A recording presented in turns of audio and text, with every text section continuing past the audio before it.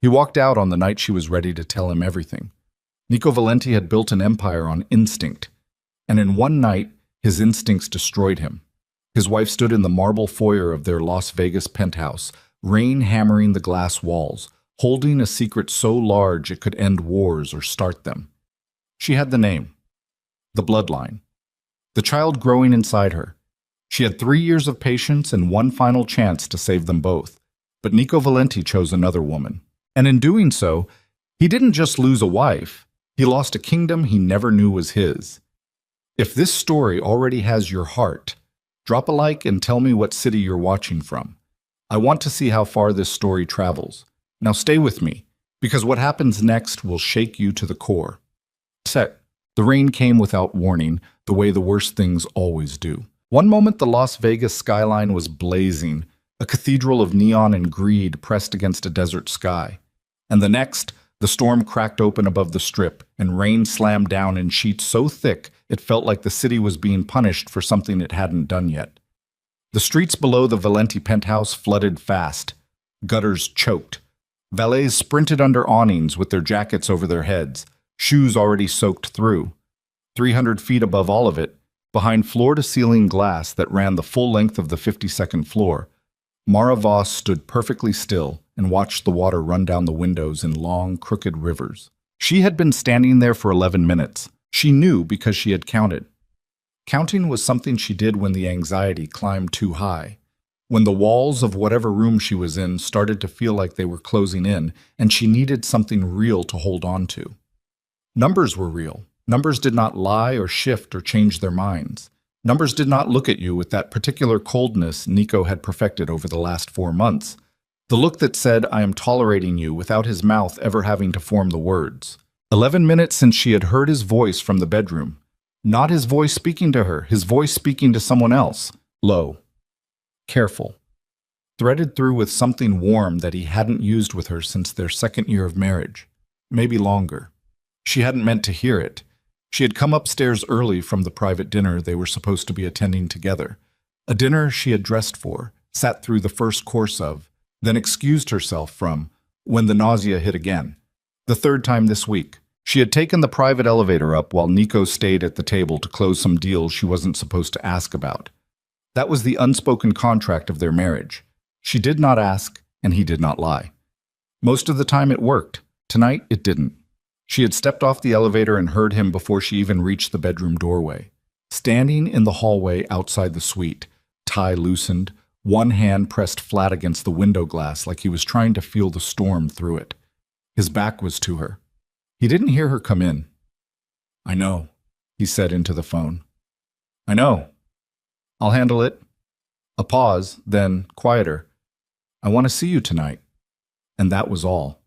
But it was enough. Mara had backed away from the doorway before he could turn around.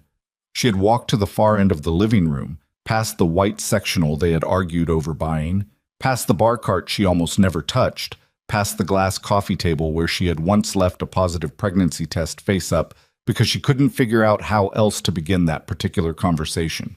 She had stood at the window and started counting. 11 minutes. She heard him come into the room at 12. He didn't announce himself. He didn't call her name. He crossed the marble floor with the practiced ease of a man who moved through spaces like he owned them, which, technically, he did. The penthouse was in his name. The building was in his name.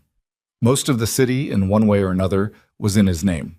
Nico Valenti had spent 15 years turning a mid-level import operation into something so layered and legitimate-looking that half the politicians in Nevada had his cell number and used it.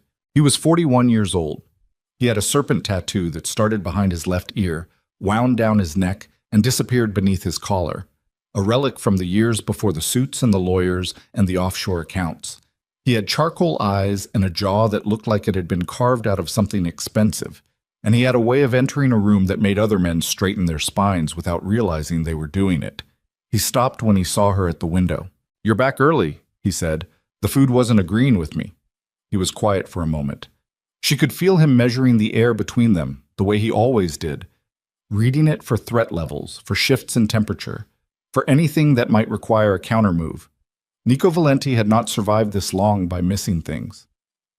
"You should lie down," he said. "I'm fine." Mara. I said I'm fine, Nico. She turned around then. She had learned, over 3 years, that there were conversations you could not have with your back to a man like him. He needed to see your face. He interpreted everything else as evasion, and with Nico, evasion was the same as guilt. He was standing in the center of the room with his jacket still on, tie still loose, phone nowhere visible. He looked like a man who had already made a decision and was now managing the aftermath of it. Who were you talking to? She asked. Business. At this hour. Business doesn't stop because it rains. She studied him. He let her. That was the thing about Nico. He could meet your eyes through anything. He had that quality that liars sometimes develop after years of practice. Perfect stillness. No flinching. No tells. He had looked her straight in the eye through 3 years of half-truths, and she had loved him anyway, which was a fact she was still reconciling with her own intelligence. I need to talk to you, she said. Can it wait until… No. The word came out flatter than she intended. Something moved across his face. Not guilt, exactly. More like impatience being forced into a shape that resembled concern. All right, he said. He moved to the bar cart, lifted the stopper from the crystal decanter, poured 2 fingers of whiskey into a glass. He didn't ask if she wanted any. He knew she wasn't drinking. He had noticed that much. Mara pressed her fingertips against the cold glass of the window, then pushed off from it and walked toward him. 3 years of careful silence pressing against the inside of her chest. 3 years of swallowed names and edited histories and careful, deliberate omissions. She had done it because she loved him. She had done it because she was afraid of what the truth would do to what they had. She had done it because some part of her, the stubborn part that had survived a childhood spent in the shadow of Alaric Voss's world, had believed she could build something that belonged entirely to herself, separate from the dynasty, separate from the blood. She had been wrong. There are things about me, she started, that I haven't told you. He took a sip of his whiskey, watching her. Big things, she said. Things that affect you. Things that affect what's happening right now between our families, between your organization and… Mara. Let me finish. Mara. His voice was softer now, which was somehow worse, the softness he used when he was closing a door. I know this is about Celine. The name dropped into the room like a stone into still water. She stared at him. You've been distant for weeks, he said, setting his glass down with the precise care of a man who does not want his hands to shake. I know you felt something was off. And you're right, something is off. He exhaled. Not a sigh. Something more controlled, a release of pressure. I've been trying to find the right time to… Don't, she said. I'm not trying to hurt you. Don't. She's… He stopped, pressed his mouth together, started again. What I have with her is… It's different from what I'm not saying what we had wasn't… Stop talking. He stopped. The rain hit the glass so hard it sounded like static, like the building was losing signal. Mara stood 4 feet away from her husband and felt the floor shift beneath her. Not literally, but in the way it does when the version of the world you have been living in dissolves, and you realize the whole structure was thinner than you thought. She had known. Of course she had known. You don't love someone for 3 years without learning how they breathe when something's wrong, how their silences change shape, how the quality of their attention shifts when it moves toward someone else. She had known for months. She had been building toward this conversation for weeks, trying to time it right, trying to find the moment when she could lay everything on the table at once. Her name, her father, the child, all of it. She had run out of time. You're leaving me, she said. It wasn't a question. He didn't answer immediately, which was its own answer. I think it's better… How long? Mara… How long, Nico? He looked at the window, then back at her. 7 months. 7 months. She had been carrying his child for 9 weeks. She had found out 6 weeks ago. The math was not kind. I was going to tell you, he said. I was waiting for the right… You were never going to tell me. She heard her own voice and didn't recognize it. Not because it was breaking, but because it wasn't. It was completely level, controlled in a way she hadn't felt in years. You were going to keep this going until it became impossible to ignore, and then you were going to frame it as something you were doing for both of us. He said nothing. Because that's what you do, she said. You manage problems. That's all I am right now. A problem you need to manage. That's not... I don't think of you like, I need to tell you something. She cut through him without raising her voice. And I need you to listen to me. Not manage me. Not calculate the response. Actually listen. He looked at her for a long moment. Then he nodded. She opened her mouth. His phone buzzed. He glanced down, not at her, at the phone. Just a reflex. Just a second. But it was enough for her to see the name on the screen before he turned it face down against his palm. One name, 3 syllables. Celine. Something in Mara's chest closed like a fist. Don't answer that, she said. I'm not. Nico. I'm not answering it. But his hand was already around the phone, and his eyes had already gone somewhere else. That particular distance that settled over him whenever the other world called. The world of deals and danger, and everyone wanting something from him. She had spent 3 years learning the difference between when he was present and when he was already somewhere else. And right now, standing in their rain-streaked living room with the most important words of her life waiting in her throat, he was already somewhere else. Go, she said. Mara, just go. I'm not leaving because of a phone call. You were leaving before the phone rang. She turned back to the window. The city below was drowned and blinking. You made your decision before you walked into this room. You just came up here to perform the conversation. Silence. Then the sound of him picking up his jacket from the chair. I'll have someone bring the car around in the morning, he said. We can sit down and talk through the practical arrangements. I don't want this to be... Get out. Complicated. You deserve... Get out of my house. Mara, it's my house too. She spun around. Or have you already forgotten that part? The part where we built this together? The part where I sat in your corner every single time someone came for you? The part where I... She stopped herself, breathed, reset. Get out, Nico. Call your car. Go to her, but understand something. She held his eyes and did not waver. You're making a mistake right now that you will not be able to walk back from. He looked at her for 3 full seconds, and then he walked out. She heard the elevator doors open and close. She heard the building hum. She stood in the center of the 52nd floor, with rain swallowing the windows and her hands perfectly still at her sides, and she understood, with a clarity that felt almost surgical, that the woman she had been inside this marriage had just died in this room. What was left was something older, something that had been waiting a long time. She found her phone on the kitchen counter. She opened a text thread with no name, just a number she had memorized years ago and never stored. Her thumb hovered.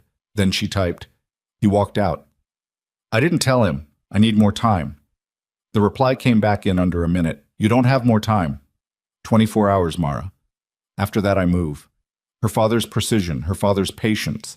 Not infinite, never infinite, just long enough to feel that way until it ran out. She set the phone down on the marble counter and pressed both palms flat against the cold surface and stood there breathing, just breathing, until the shaking in her knees stopped. Then she straightened up, pulled her hair back, and went to find her coat. Nico Valenti did not take the main elevator. He took the service corridor down to the 31st floor, then crossed to the West Tower and came out through the casino level. Not because he needed to, but because he was a man who had built his entire life on the principle of never using the most obvious route. Old habit. The kind you don't lose even when the threat is abstract. He came out through the casino floor with his jacket buttoned and his phone in his hand, weaving through the slot machines and the cocktail waitresses and the tourists in their best outfits doing their worst decisions, and he felt the noise of it close around him like armor. This was his world. This was the world he understood. Not the marble penthouse and the silences that stretched too long, and a wife who looked at him sometimes like she was waiting for him to become someone he didn't know how to be. The black car was already at the curb when he came through the side entrance. His driver, Marco, didn't ask where. He already knew. Nico got in. The door closed. The rain hammered the roof of the car, and the lights of the strip smeared across the wet windows like something bleeding. He pulled out his phone and called her back.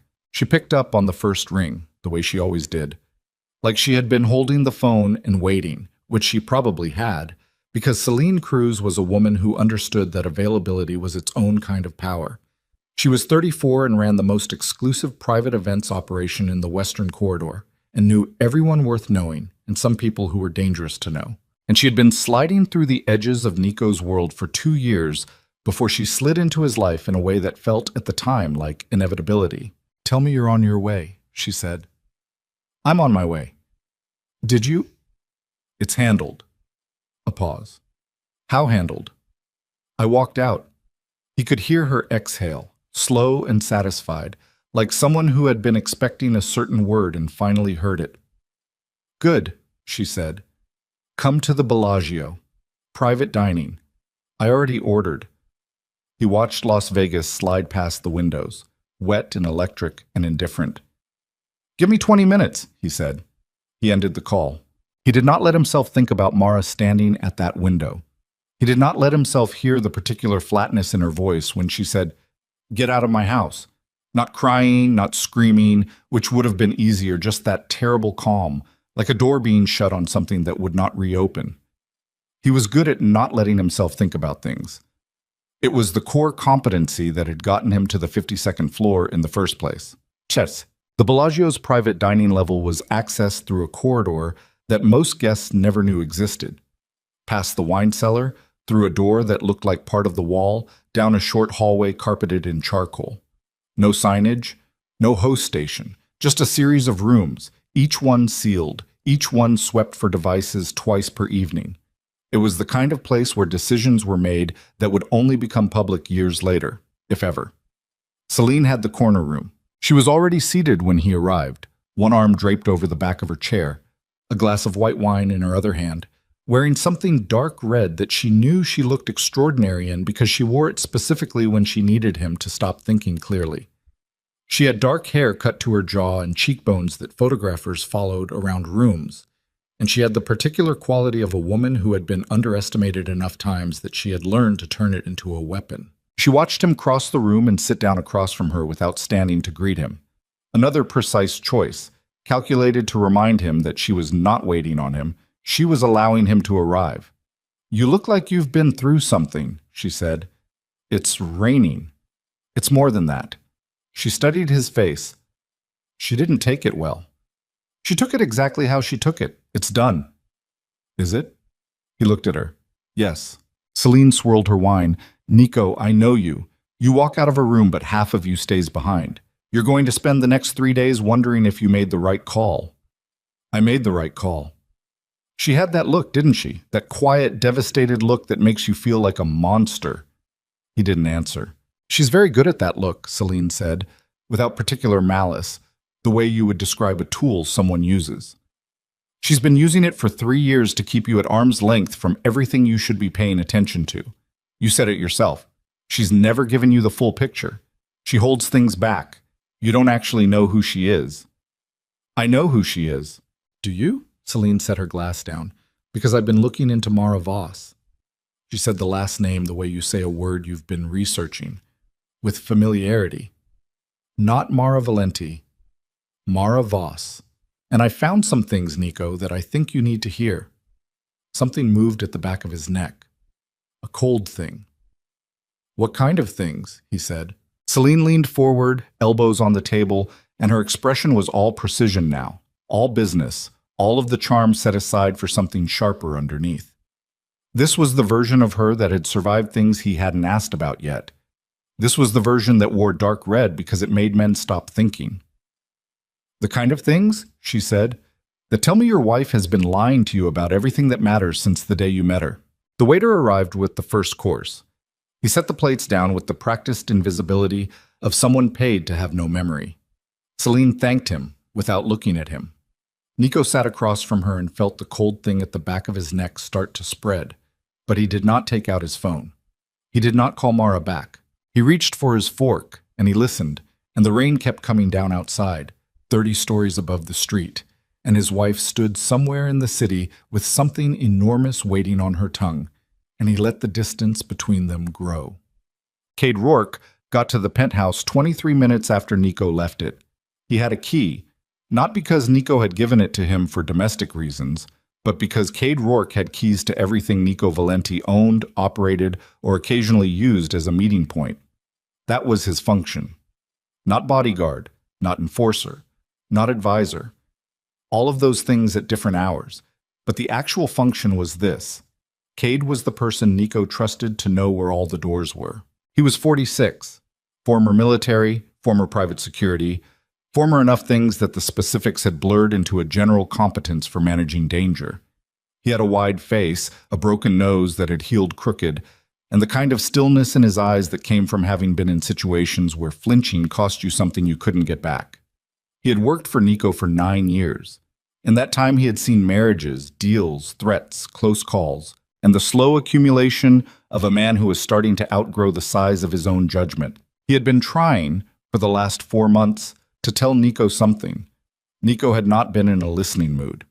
He took the elevator to 52 and let himself in and found Mara in the kitchen with her coat on, a small bag on the counter, her phone face down, her expression somewhere he had never seen her expression go before.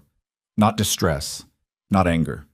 Something resolved, something that had moved past the storm to the other side of it. "Mrs. Valenti," he said, "don't." She looked at him. "Not tonight." He stopped just inside the doorway. "Are you all right?" He walked out. "I know." She studied him for a moment. "You knew this was coming." "I suspected." "And you didn't say anything." He doesn't always want to hear things. Cade moved into the room carefully, the way you move around something that might be carrying more weight than it appears to.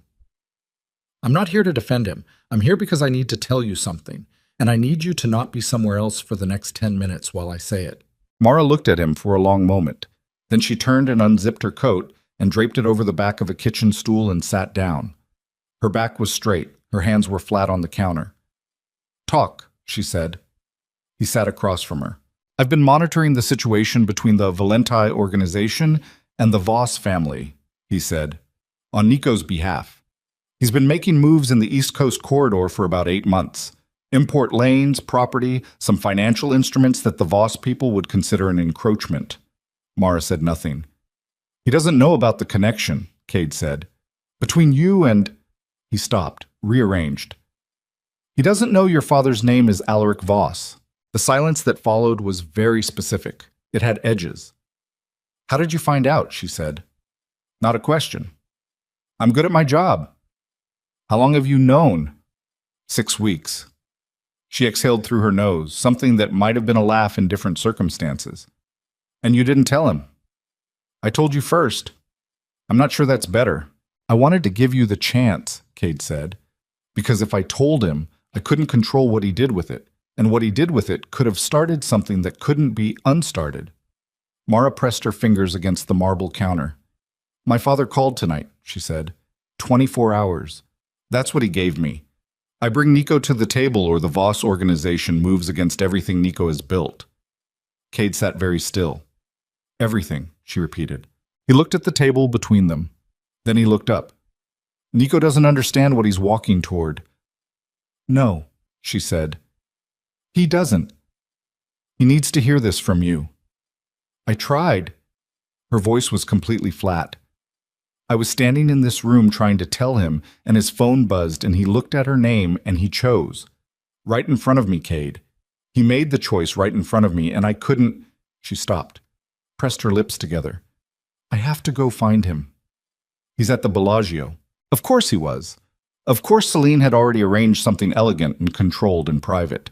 That was what she did. She created the environments where Nico made decisions that suited her, and she made those decisions feel like his own. Mara stood up, picked up her coat. "You're going there now?" Cade said. "I have to tell him who I am," she said. "Tonight. Not because I want to. Not because I have any interest in saving this marriage after what he just did, but because there are people in this city who could get hurt if this goes wrong, and there are things at stake bigger than him cheating on me, and I am—" She stopped, breathed. "I am still Alaric Voss's daughter, and that means something whether Nico Valenti respects it or not." Cade stood. "I'll drive you." "I don't need—" "Mara." His voice was careful.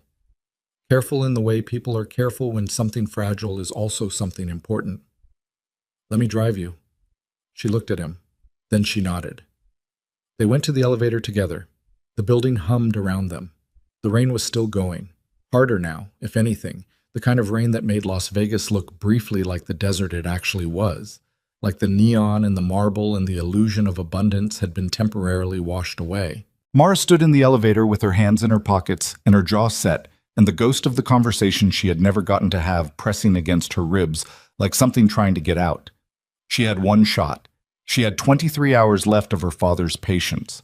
And somewhere in the Bellagio, the man she had married was sitting across from a woman who was filling his ears with whatever story served her best, pouring his glass full of half-truths while the clock ran out on everything Nico had built.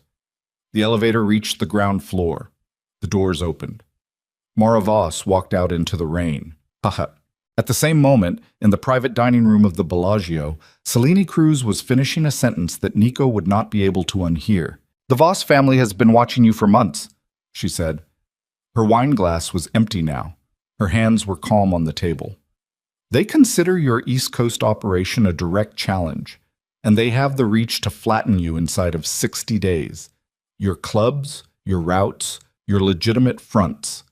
All of it." She held his eyes. "And your wife, Mara, she is not some woman you rescued from nothing. She is Alaric Voss's daughter, the hidden one, the one nobody was supposed to know about." Nico had gone very still. "She's been in your house for 3 years," Selene said, "and she never told you." He said nothing. "She had every opportunity," Selene said. "She chose not to, which means either she was protecting you," she tilted her head, "or she was waiting for the right moment to use it." Nico's jaw was tight. His whiskey sat untouched. "I'm not telling you this to hurt you," Selene said. "I'm telling you because you deserve to walk into whatever comes next with your eyes open."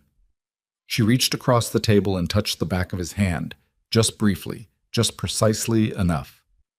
"You've always been smarter than the room, Nico. Don't let her make you the last person to know your own story." He pulled his hand back, stood up. "I need to make a call," he said. He was already walking toward the door when his phone rang, Cade's name on the screen. He answered it. "She's on her way to you," Cade said without preamble. "And Nico, before she gets there, you need to hear this from me first. Everything Selene just told you? It's true. Mara is Alaric Voss's daughter. But the part Selene left out..." He stopped for half a second. "The part Selene conveniently left out is that Mara's been trying to tell you for months. She's not here to use you. She came here to warn you. And she's pregnant." The corridor outside the private dining room was empty and carpeted and silent. Nico stood very still with the phone against his ear and the word pregnant expanding inside his chest like something with too much pressure behind it. "Where is she?" he said. 10 minutes out." He turned around.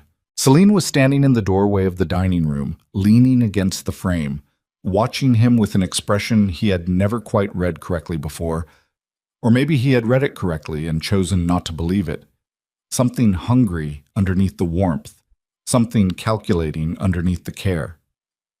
"Nico," she said, and smiled. "Come back inside." He looked at her, and for the first time in 7 months, he saw her clearly. He moved toward the doorway, not to go back inside, but to get past her, to get to the elevator, to get to his wife before she arrived and found him still standing in the restaurant where he had taken Selene to celebrate walking out of his marriage. But Selene stepped into the corridor as he reached her, and she put one hand on his chest, and she lifted her face to his, and she kissed him. It lasted 3 seconds. He pulled back. He looked past her. At the end of the corridor, just through the door that led to the main walkway, Mara stood perfectly still. She was soaked. Her coat was dark with rain. Her hair was plastered to her face, and her hands were at her sides, and she had clearly arrived at exactly the wrong moment and seen exactly the wrong thing. And she was looking at him with an expression that he had never, in 3 years of marriage, in every fight they had ever had, in every silence that had stretched too long, he had never seen on her face before. It was not heartbreak. Heartbreak he could have worked with. It was something colder, something older.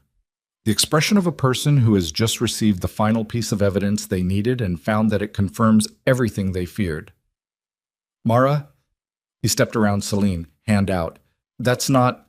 "I know what it is," she said. Her voice was completely quiet. Rain dripped from the hem of her coat onto the carpeted floor. "I came to save us both," she said. "But you already made your choice." And she turned and walked back into the storm. The corridor hummed under the weight of the silence she left behind. Nico stood with his hand still extended toward the space where she had been and felt the precise, irreversible sensation of something closing. Not slowly, not gently, but with the clean and final weight of a vault door. Celine touched his shoulder from behind. He did not move. Somewhere in the parking structure beneath the Bellagio, a black sedan was pulling toward the exit. And Nico Valenti, who had built his entire life on never being the last person to understand the room, had just become exactly that. The sedan pulled out of the Bellagio parking structure and into the rain, and Mara did not look back. She sat in the back seat with her hands in her lap, and her wet coat soaking through the leather, and she watched the strip blur past the window, all that light smearing in the downpour, pink and gold and white, the city performing its permanent illusion of abundance for nobody in particular. And she did not cry. She had cried already. She had done her crying in the elevator on the way down, 30 seconds of it, quiet and controlled, and then she had pressed the back of her wrist against her mouth and stopped it the way you stop bleeding, with pressure and decision. Now there was only the rain and the sound of the wipers and the city going past. "Where to?" the driver asked. She didn't answer right away. She was calculating, not feeling, calculating. Because feeling right now would cost her something she could not afford to spend. She had 19 hours left of her father's patience and a husband who had just kissed another woman in a hotel corridor while she stood there soaked to the skin and carrying his child, and the Voss organization was positioned to destroy everything Nico had built. And if she let herself sit inside the emotion of this moment, she would not be functional. And she needed to be functional. "The Meridian," she said, "on Flamingo." The driver nodded.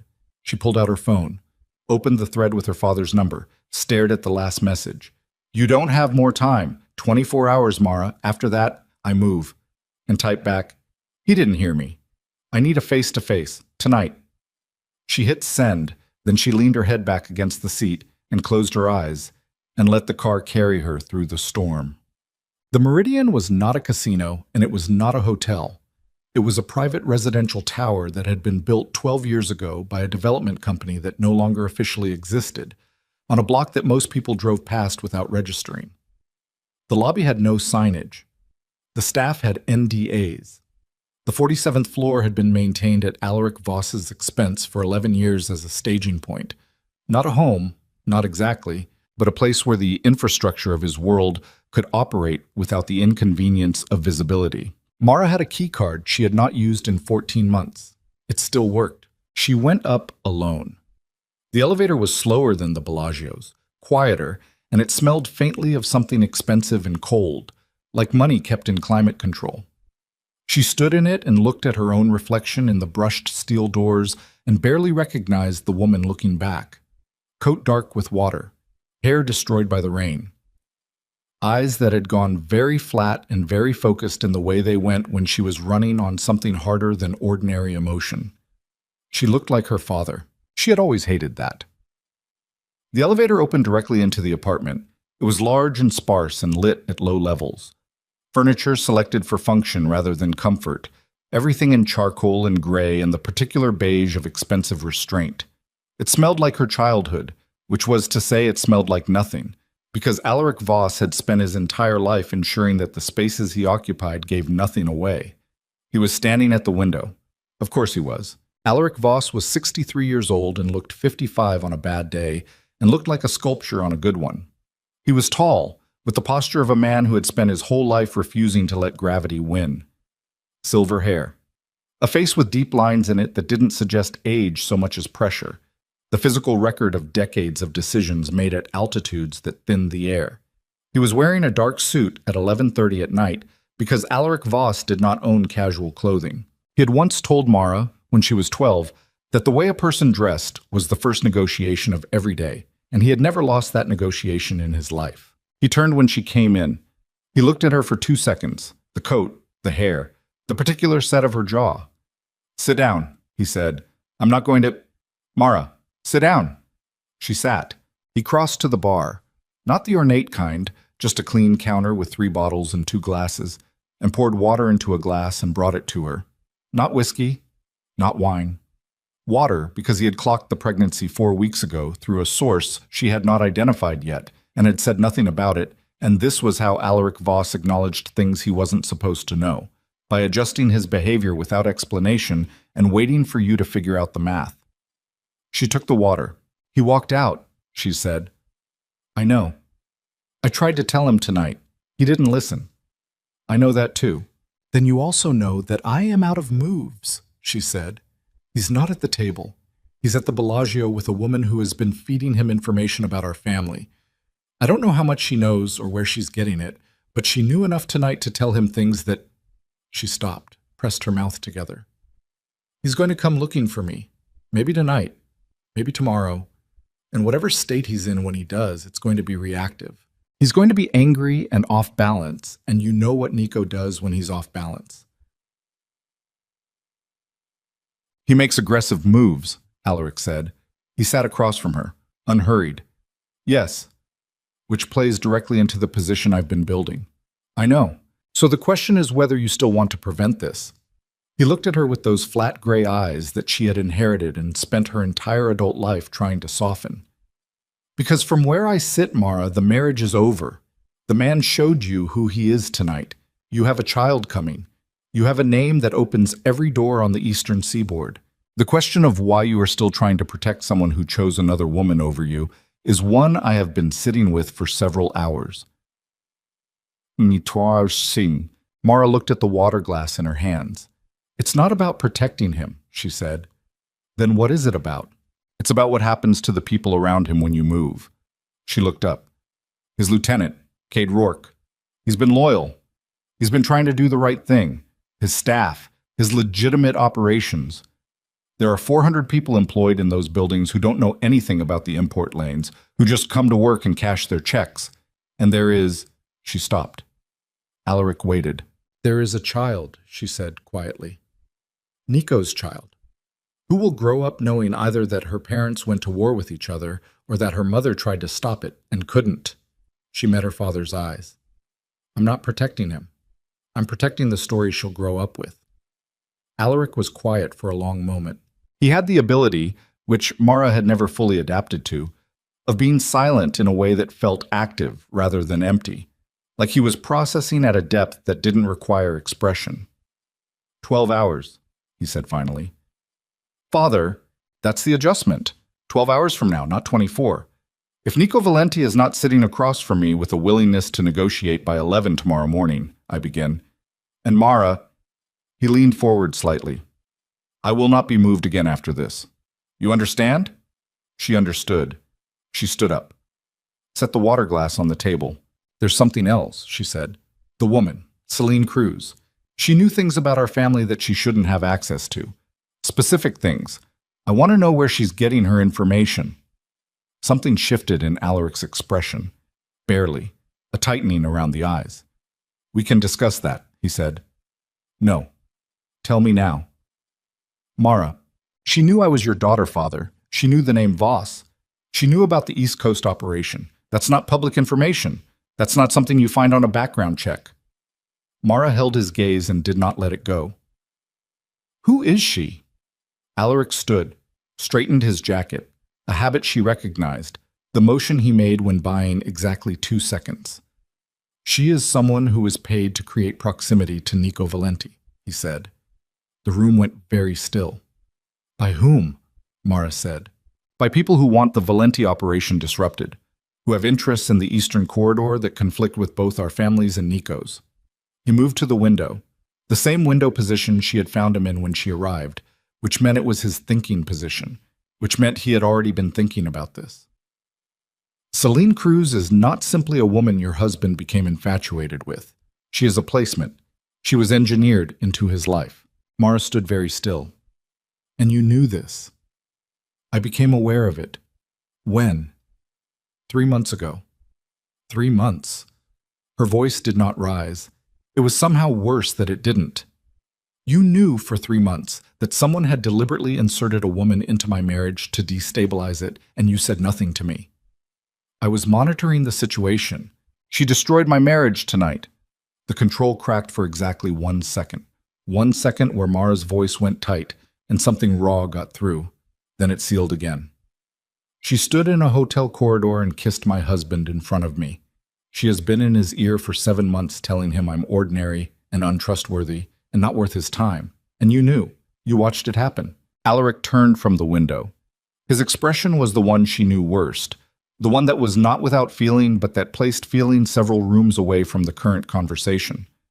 I made a strategic decision. You made a decision that cost me my family. You don't know yet what it cost. I know what it cost tonight. He looked at her for a long moment. In the low light of the apartment, with the rain still going outside, he looked older than he had when she walked in. Not old. Alaric Voss would never look old, but like a man who had made a calculation and was now beginning to understand its full dimensions. "Who are they?" she said. "The people who paid for Celine." "A consortium. Eastern interests. You don't need the names yet. I'll need them eventually." "Yes," he said. "You will." She moved toward the elevator, stopped with her hand on the wall panel. "I'll get him to the table," she said. "Not for the alliance. Not for you. Because there is a child who deserves to know that at least one of her parents tried to stop the world from burning before she was born." She pressed the button. The elevator opened. "And when this is done, Father, when whatever happens next has happened, you and I are going to have a very long conversation about the things you've withheld from me. And you're not going to manage that conversation. Do you understand?" Alaric said nothing, which, from Alaric Voss, was the same as yes.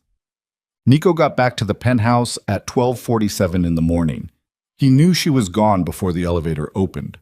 There was a particular quality to an empty space that he had learned over 15 years of walking into rooms where someone might be waiting, and this space had it. Still, finished, like a conversation that had concluded while he wasn't present. He walked through the apartment anyway. Kitchen, her water glass in the drying rack, washed. Bedroom, closet open, a section of it cleared. Not everything. She hadn't packed to leave permanently.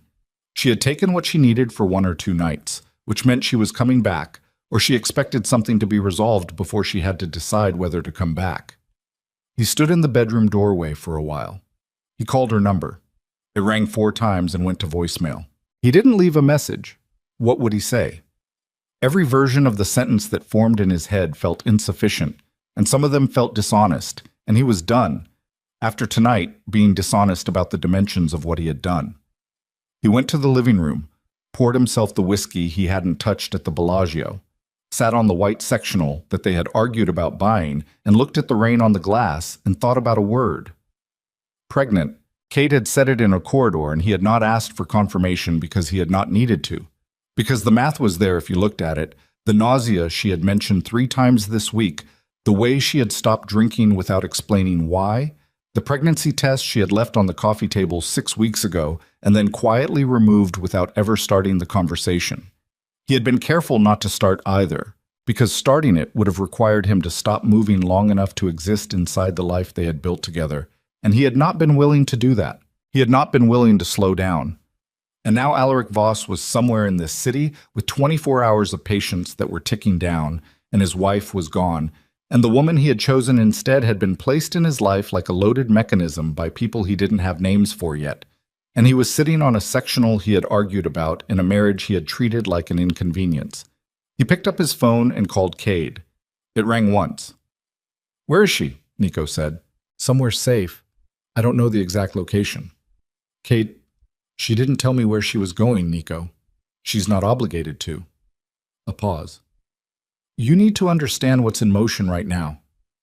Alaric Voss, East Coast Corridor, 24 hours. I understand." Less than 24 now. Nico pressed his thumb and forefinger against the bridge of his nose. "She came to tell me. Tonight. That's what she was trying to tell me." "Yes. And instead He stopped. "Yes," Cade said. "How long have you known?" "About her being Voss's daughter? 6 weeks?"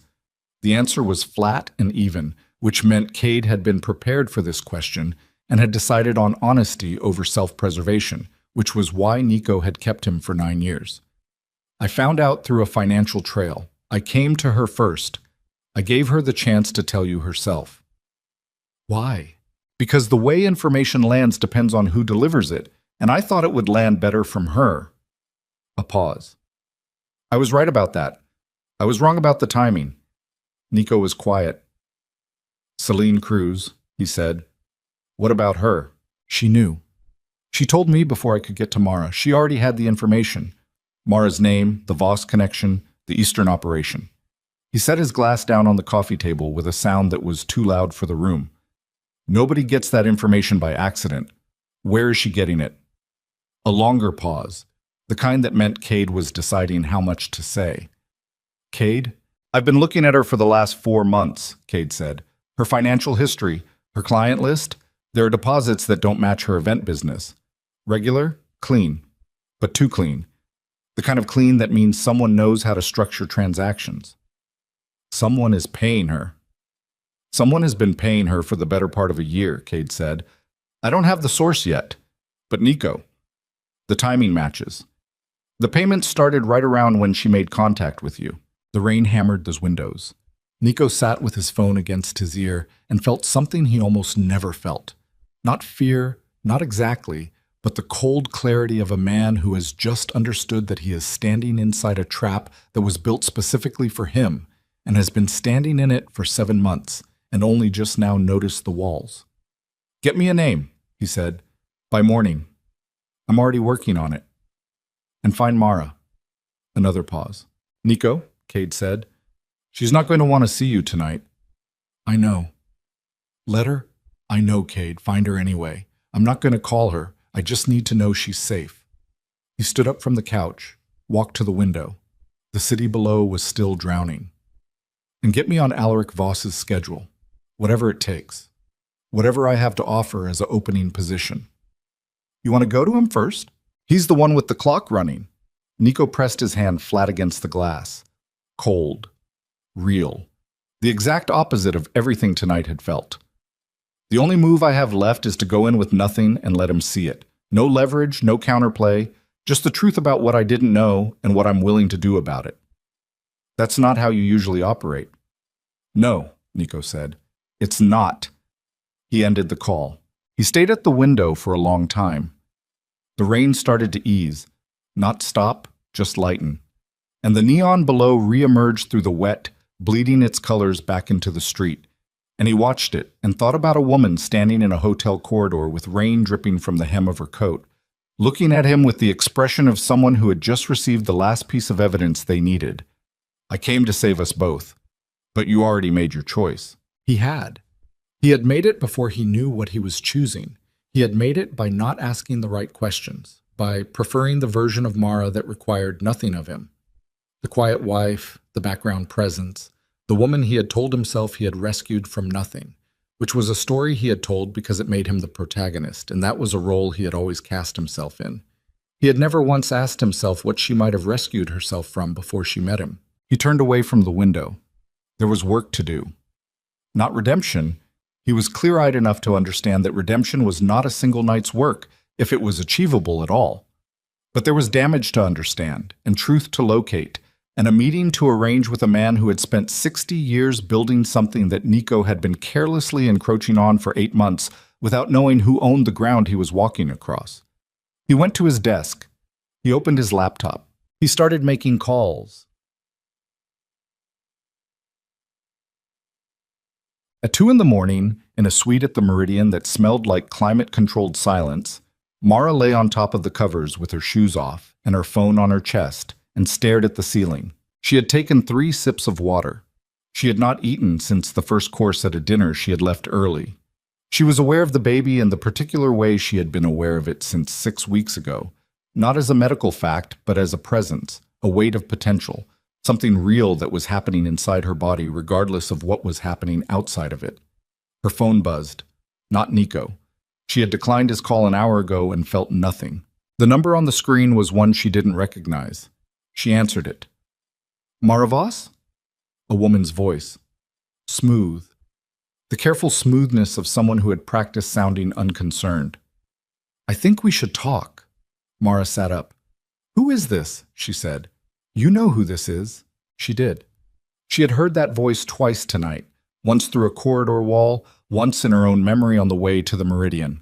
She had spent 6 blocks of the car ride home memorizing the pitch and cadence of it, a voice she had constructed in her imagination over 4 months of knowing something was wrong without having a face or a name to put to the wrongness.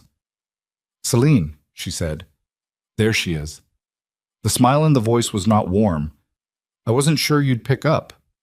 What do you want?" "I want you to understand something before tomorrow gets complicated." A pause. A sound of movement.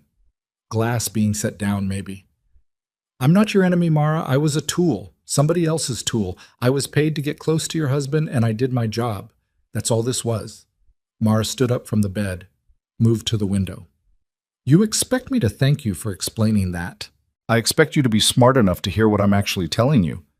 The smoothness in Celine's voice shifted, something under it tightening. "The people who paid me are not finished with Nico Valenti. Getting him away from you was step one. Isolating him from his most stable source of information and support was step one. What comes next is worse." Mara was very still. "What comes next?" she said. "I don't have all of it. I was given what I needed and no more." A pause. "But I know they've been in contact with someone inside the Voss organization, someone close to your father. They're not just going after Nico. They're trying to accelerate the conflict between Valenti and Voss. Use it, ride it. Let the two organizations destroy each other and then walk into the space that's left." The ceiling of the room felt lower than it had a minute ago. "Why are you telling me this?" Mara said. "Because I made a calculation," Celine said. "I looked at the board, and I looked at the players, and I looked at who is most likely to still be standing at the end of this, and it isn't the people who paid me, and it isn't your husband, and it isn't your father." The pause that followed was precise. "It's you. And I am a woman who bets on the person most likely to survive." Mara pressed her hand against the cold window glass. "I want a name," she said. "The people who paid you. I want one name." "I'll send it to this number in an hour," Celine said. "After that, whatever you do with it is your business." And Mara, a beat.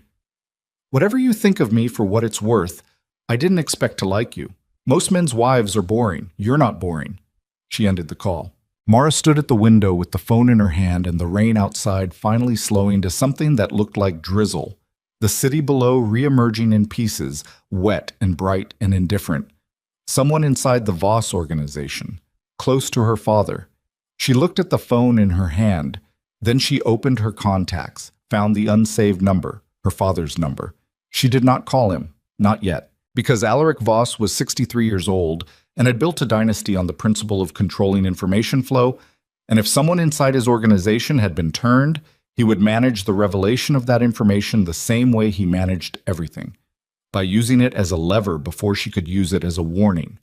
She needed to know the name first. She needed to know who was close enough to her father to be fed intelligence about the Voss family, and trusted enough by an outside consortium to be used as a relay, before she could figure out what move to make next.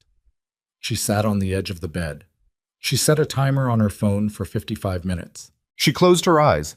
Not to sleep, she would not sleep tonight, but because there was a calculation to run and she needed to run it in the dark, away from the light and the rain and the sound of a city that had never once cared about any of them, and she needed to do it fast, because the clock on her father's patience had ticked from 12 hours to 11, and Nico Valenti was somewhere across the city making phone calls he didn't understand. And somewhere between them was a name that could change the entire shape of... The name came through at 3:14 in the morning. Not a text. A photograph. Shot close, slightly blurred at the edges the way photos taken in dim light always are. But clear enough in the center where it mattered. A document, 2 pages, what looked like a financial transfer record with routing numbers and a name at the top of the authorization column. Mara stared at it for a long time. The name was Daniel Voss, her cousin, her father's nephew, the only child of Alaric's younger brother who had died 11 years ago of causes that the family had never discussed with complete honesty. Daniel was 38. He had a seat on the Voss operational board. He had access to routing infrastructure, communication logs, personnel schedules.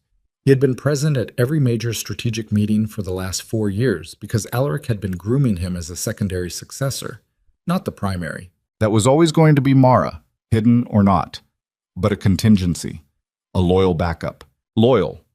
She set the phone face down on the bed and pressed both hands against the tops of her thighs and sat with it, Daniel Voss had been feeding information to an outside consortium, had told them about Mara's identity, had given them the intelligence they needed to build Celine Cruz into a weapon and point her at Nico, had been sitting in her father's meetings and eating her father's trust and using it to accelerate a war that would leave both the Valenti and Voss organizations weakened enough for a third party to walk into the gap. She picked the phone back up. She called Celine's number. It rang twice. "You got it," Celine said. Not a question. "Daniel Voss," Mara said. "Yes." "How long?" 18 months, maybe longer. I only have documentation going back 18. "Who does he represent?" "On the other side." "A holding group, registered in Luxembourg. The actual principals are—" "I don't have clean names, Mara.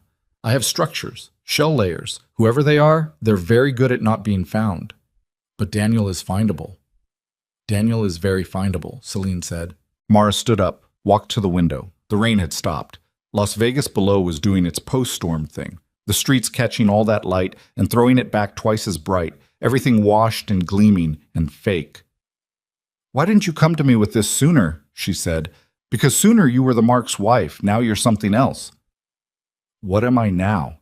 "The only person in this situation who knows the full board," Celine said. "Your father doesn't know about Daniel. Nico doesn't know about the consortium. Nobody has the complete picture except you." A pause. "That's either a very powerful position or a very dangerous one." "It's both," Mara said. She ended the call. She stood at the window with the city below her and did the things she had been trained since childhood to do in moments of maximum complexity. She stripped the emotion out of the room entirely and looked at only the structure, the skeleton of the situation, clean of everything personal. Daniel had flipped. Daniel had been feeding the consortium.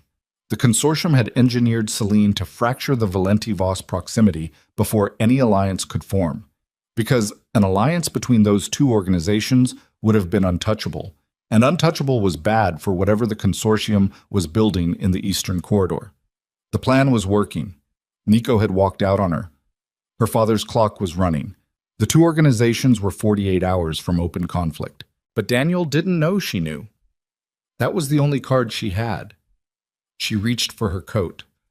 She found Cade's number and called it at 3:31. He picked up on the second ring, which meant he hadn't been sleeping either.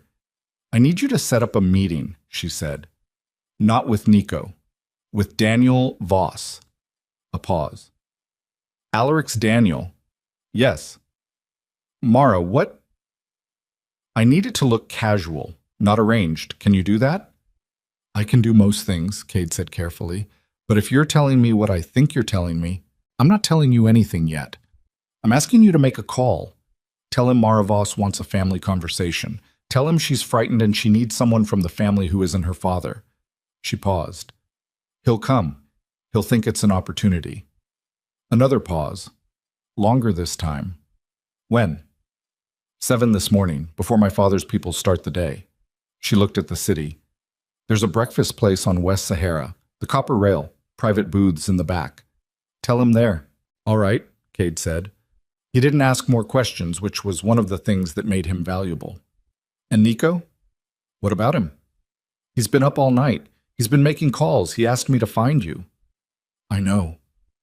"He wants to fix it, Mara. I know that too." She turned away from the window. "There's nothing for him to fix yet. The problem isn't our marriage. The problem is Daniel and the consortium and the fact that my father has 11 hours left of patience and doesn't know that his own organization has been bleeding intelligence for 18 months. She pulled on her coat. "Tell Nico to stay where he is. Tell him I'm working. Tell him if he trusts me, if he has ever, one time in 3 years, trusted me, to give me until 8 this morning." She could hear Cade processing this. "I'll tell him," he said.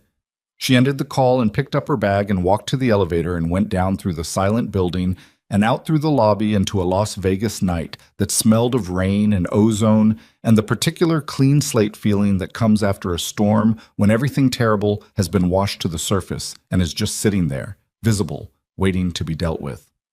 The Copper Rail opened at 6. Mara was there at 5:55, sitting in the back booth with coffee she wasn't going to drink. and a clear line of sight to the front door. The place was the opposite of the world she had been moving through all night. Vinyl seats, laminate tables, a cook visible through the pass-through window, the sound of a morning news program on a television mounted too high on the wall, real and ordinary and completely indifferent to the Voss family and everything that name carried. She had always liked places like this. She had grown up in places like this. Before Alaric found her, before the truth of her parentage had been explained and the world had rearranged itself around a bloodline she hadn't known she was carrying.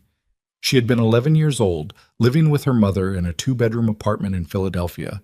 And then Alaric Voss had come to the door, and her mother had made her sit in her room while they talked in the kitchen for 2 hours.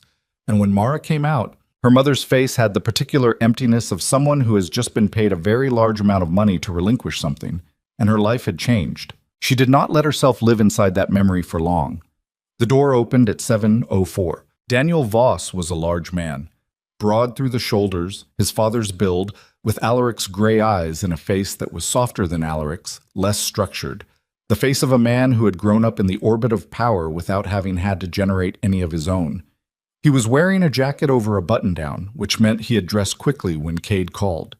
He looked, when he came through the door and spotted her in the back booth, like a man who was arranging his expression from the inside, putting a look of concern on top of something else. Mara recognized that look. She had seen it on her father's face her entire life. She stood halfway, not all the way, just enough to signal that this was not a formal meeting, that she was playing the frightened version of herself, and he slid into the seat across from her and put his hands on the table and said, "Mara, tell me what's going on." She looked at him. She looked at him for a long time, long enough that a flicker of something moved across his face. Not concern, the other thing, the thing underneath. He covered it fast. "I'm scared," she said. "Alaric is going to move against Nico and I can't stop it and I don't know what to do." "Come to the family," he said, immediately. "Come back in from the cold. You've been out here alone too long. Let us protect you. Let us."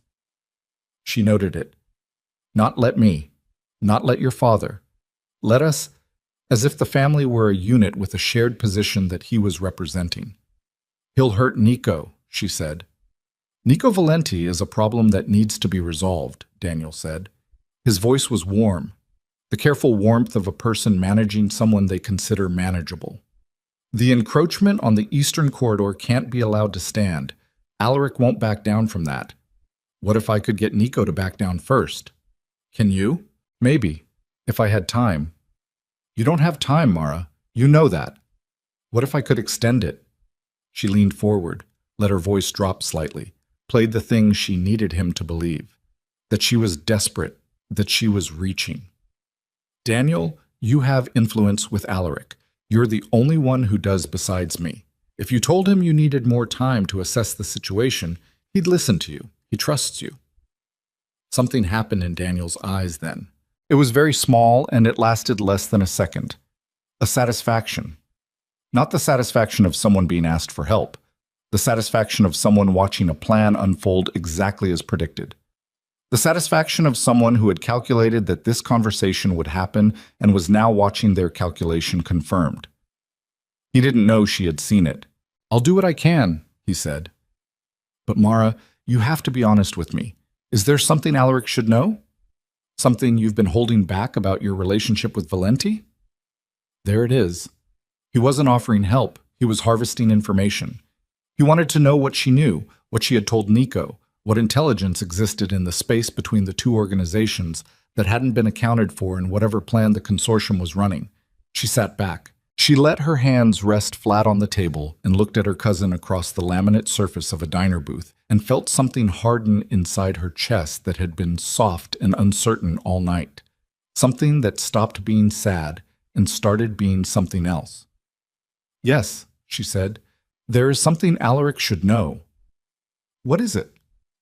"He should know," she said, "that you've been selling him out for 18 months. The silence that followed was the kind that has physical weight. Daniel's face went through 4 expressions in 2 seconds. Surprise, recalculation, denial, and then the decision to try to recover. "I don't know what you think you—" She put her phone on the table between them. Face up. The photograph Celine had sent her already on screen, The document with the routing numbers and the authorization column and his name at the top of it. He looked at it. His face went still. The performed concern drained out of it entirely, and what was left was something she had not seen from him before, something without warmth or cover, something that was simply calculating, like watching a mask finish falling. "Where did you get that?" he said. "Does it matter?" "Mara." His voice had changed. The warmth was completely gone. "You don't understand what you're in the middle of." "I understand exactly what I'm in the middle of," she said. "You turned. Someone offered you something. Money, position, a seat at a different table.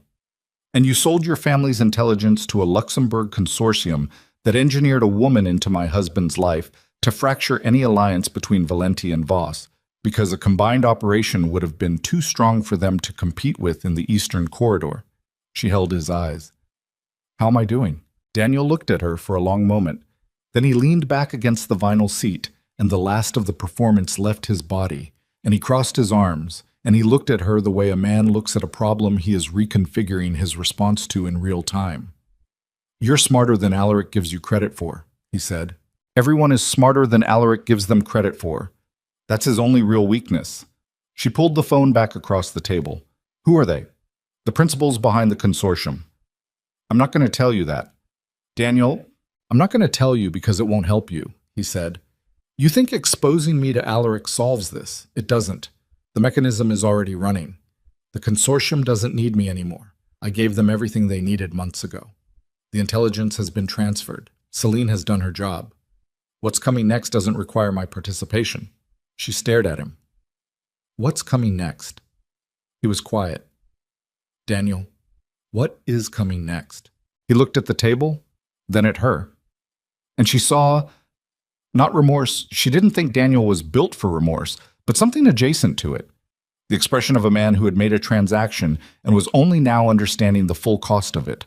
"There's a meeting," he said, "tomorrow morning, 10 a.m. Your father's people and Nico's people. A preliminary contact before any formal sit-down. Neutral ground. It was designed to be the first step toward the kind of conflict that can't be walked back from." He paused. "It was designed to go wrong." "What does that mean?" "It means someone will be there who isn't supposed to be there. Someone who will do something that both sides will interpret as aggression from the other." He stopped again. "After that, it doesn't matter what Alaric decides or what Nico decides. The reaction is automatic." Mara sat very still. "You have to stop the meeting," she said. "I can't stop anything." "You set it up." "I facilitated the contact. I don't control the mechanism." He leaned forward, lowered his voice. "Mara, listen to me. Walk away from this.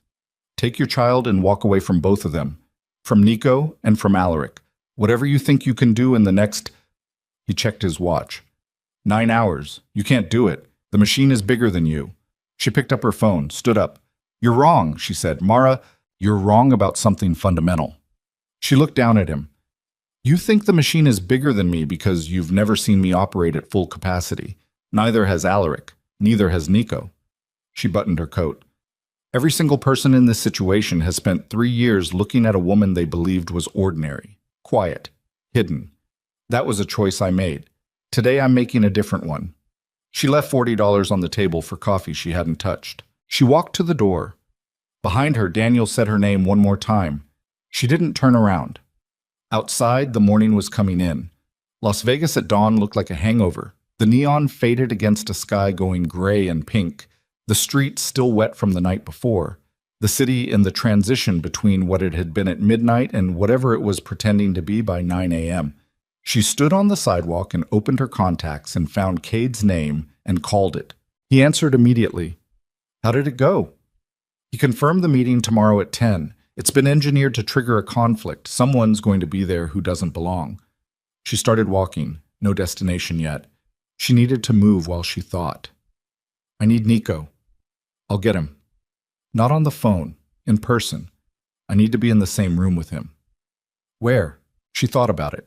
Not the penthouse. That was Nico's geography, and she needed neutral ground, and she needed somewhere that neither of their father's organizations had operational presence. "The Copper Rail. West Sahara. Give me 40 minutes. Done." "Cade?" She stopped walking.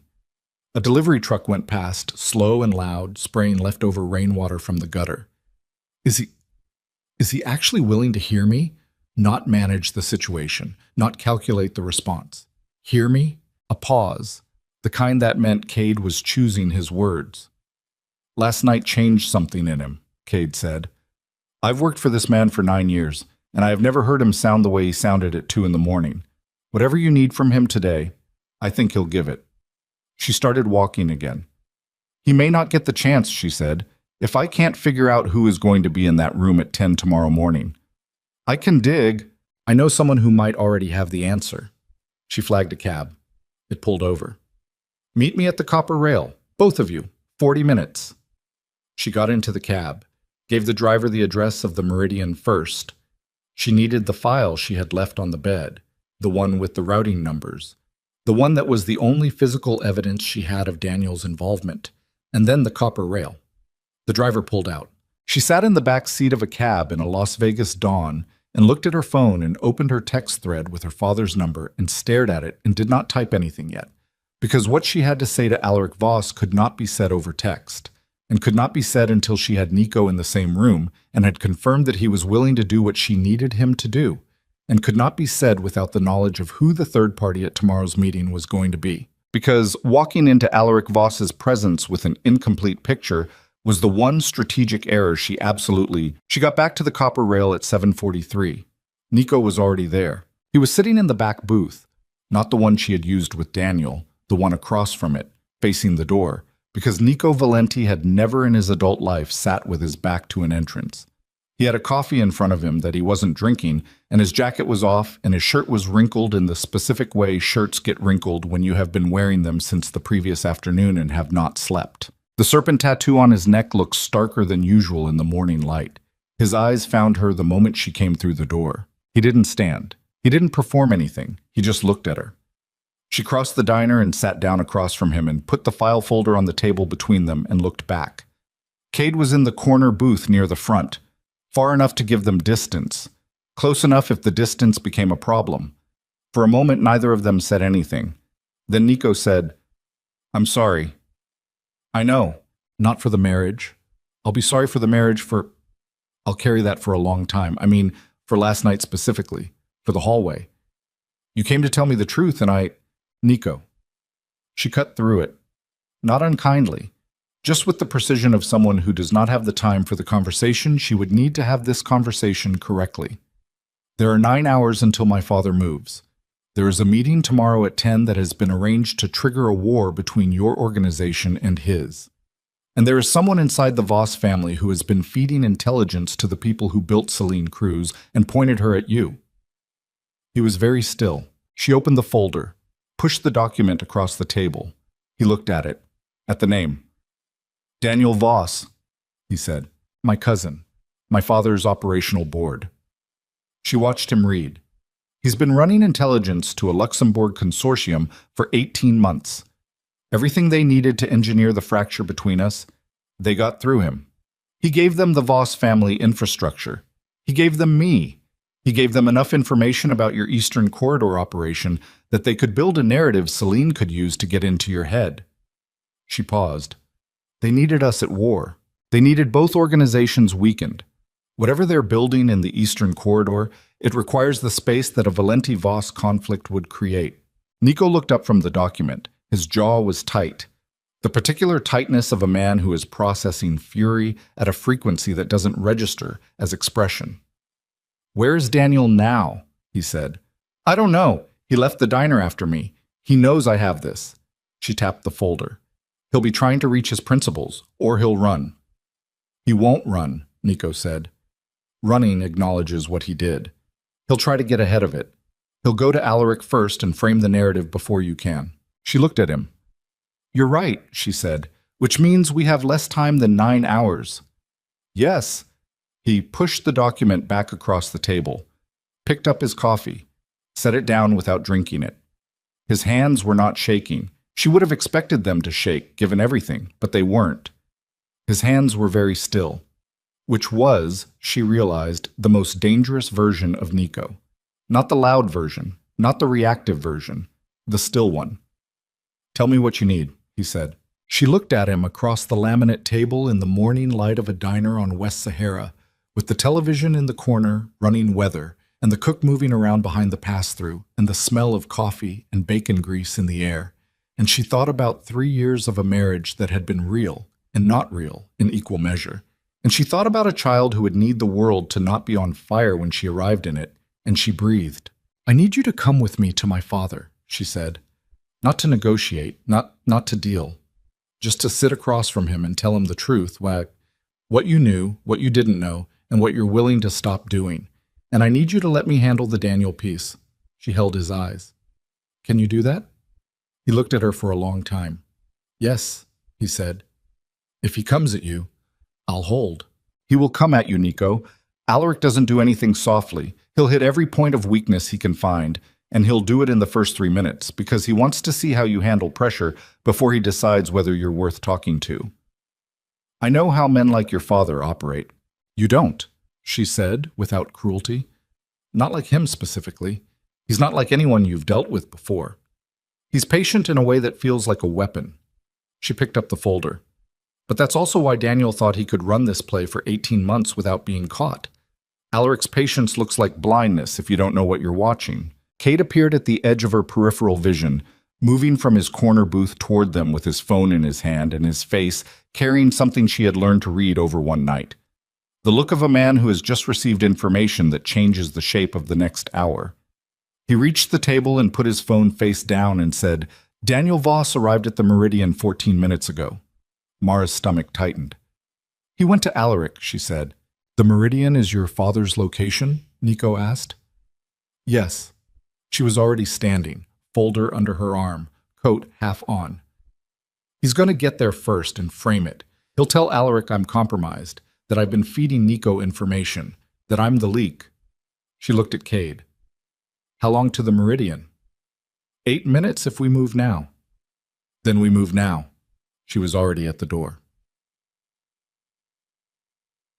The elevator to the 47th floor felt slower than it had at 2 in the morning. Mara stood in it with Nico on her left and Cade on her right and watched the numbers climb and felt her pulse in her throat. Not panic, not quite, but the physiological reality of someone whose body understood the stakes even while the mind was trying to stay above them. Nico said nothing. He was doing the still thing. She could feel it coming off him like a frequency. The elevator opened.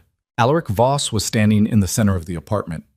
Daniel was standing 6 feet to his left, near the window, with his arms crossed, and his face already arranged into the expression of a man who has recently delivered difficult news and is managing the aftermath of it with practiced grief. 2 men she didn't recognize stood near the far wall, not staff. The specific stillness of security. Alaric's eyes went to her, then to Nico, then back to her. "Mara," he said. "Whatever he told you," she said, walking into the room, "he told you first because he wanted to shape it." "She's been communicating with Valenti," Daniel said. His voice was controlled and sad in the particular way of someone performing sadness. "For longer than tonight. I've had concerns for months, Uncle. I should have come to you sooner. I take responsibility for—" "Daniel." She turned to look at him directly. "Stop." He met her eyes. Something moved in his that she recognized. The flicker of a man recalculating how much she actually has versus how much she's bluffing. She opened the folder. She crossed the room and held the document out to her father. Alaric looked at it without taking it, which was a technique, making someone hold the thing they've brought while he assessed it at his own pace. She held it steady. Her arm did not waver. He took it. He read it. The room was completely silent. Through the windows, the Las Vegas morning was going full now, the last of the dawn color burning off, the city settling into its daytime performance. Somewhere in the building, a phone was ringing, distantly in a different apartment. Alaric looked up from the document. He looked at Daniel. Daniel's performed grief had gone very quiet. 18 months, Alaric said. Not a question, a measurement. The voice of a man placing the weight of a thing on a scale he had been running his whole life. "Uncle, how much?" "It wasn't. I didn't sell operational infrastructure. I only—" "How much did you give them?" The room pressure changed. Both of the men near the far wall had straightened slightly. Cade, behind Mara, had shifted his weight. Nico had not moved at all. Daniel's composure cracked down the center. Not dramatically, not the way composure cracks in movies, all at once. It cracked the way real things crack. In a small, specific place first, a tightening around the eyes, a slight opening of the mouth that he closed again, a breath that came in wrong. They approached me, he said. They knew things about the family already. They said if I didn't cooperate, they would release information that would implicate me in your brother's death. The silence that followed had a different quality than the silence before it. Alaric set the folder down on the table beside him, with the careful precision of a man ensuring his hands remained visibly controlled. My brother's death, he said. I was there, Daniel said. His voice had dropped to almost nothing. 11 years ago. I was there and I made a decision that they found out. I don't know how, but they had documentation and they said, "You've been leaking this family's intelligence for 18 months, Alaric said, to protect yourself from the consequences of something that happened 11 years ago. I didn't have a choice. You had a choice. Alaric's voice did not rise. It went in the other direction, quieter, which was the version of Alaric Voss that Mara had feared her entire life more than any other. You had a choice, and you made it again every month for a year and a half, and you sat in my meetings, and you ate at my table, and you let me trust you. He turned away from Daniel, the deliberate movement of a man closing a door. Get him out of my sight. The two men near the wall moved. Daniel said, Alaric. And then one of the men had his arm and the other had his other arm, and Daniel Voss, who had spent 18 months running a play he thought was clever enough to survive, was walked out of the apartment and into the service corridor, and the door closed behind them, and the room reconfigured itself around his absence. Alaric stood with his back to the window. He looked at Nico Valenti for the first time since Nico had entered the room. Nico looked back. Mara stood between them, not literally, but in every way that mattered, and felt the weight of both of them pressing from opposite directions and held herself in the center of it. Mr. Voss, Nico said. His voice was level, not deferential. Nico Valenti was constitutionally incapable of deference, but without aggression. The voice of a man who has decided on honesty as a strategy because every other strategy has already failed him this week. I moved into the Eastern Corridor without understanding whose interests I was crossing. That was my failure. I didn't do the full intelligence work before I moved, and I should have. Pan dianchasas isats. He paused. I also didn't do the full intelligence work on my own marriage. Both failures. Both mine. Alaric said nothing. I'm not here to negotiate, Nico said. I understand I'm not in a position to negotiate. I'm here because your daughter asked me to come, and because whatever I've done wrong, she hasn't done anything wrong. And she has been trying for 3 years to build something without hiding behind either of our names, which is more integrity than either of us has shown her. He stopped. That's all I have.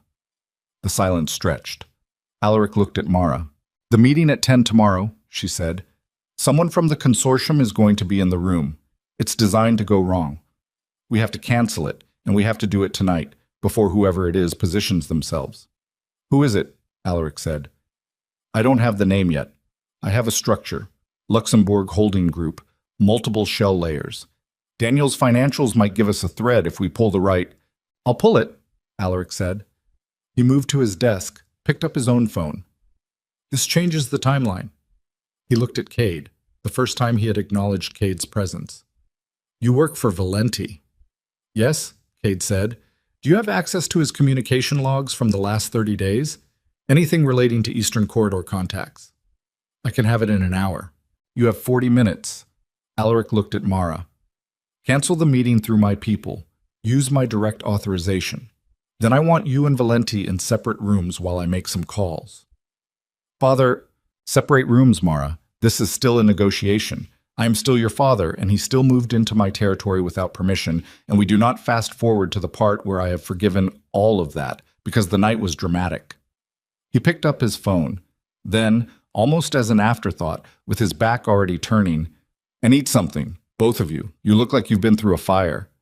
He walked to the other room, the door closed. Mara stood in the center of the apartment with Nico and Cade and the folder and the remains of a night that had stripped every comfortable fiction out of the room and left only the raw structure of the situation, visible and unglamorous and workable.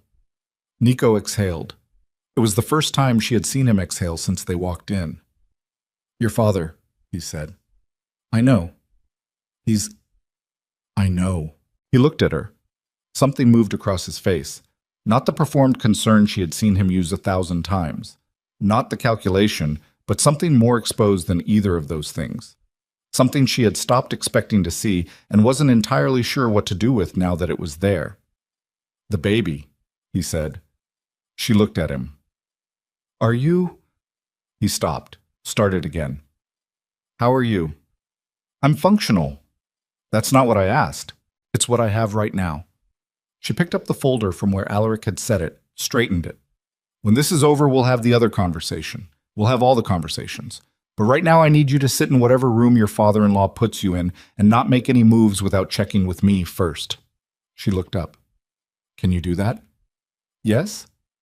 "No impulse calls, no—" "Nico, if your phone rings and it's anyone connected to the Eastern operation, you let it go to voicemail."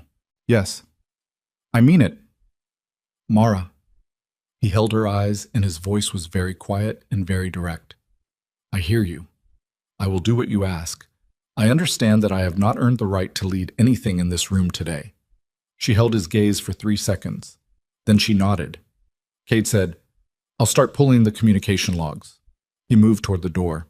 Mara sat down at the table, opened her laptop, began drafting the cancellation authorization for the 10 a.m. meeting in the language her father's people would recognize.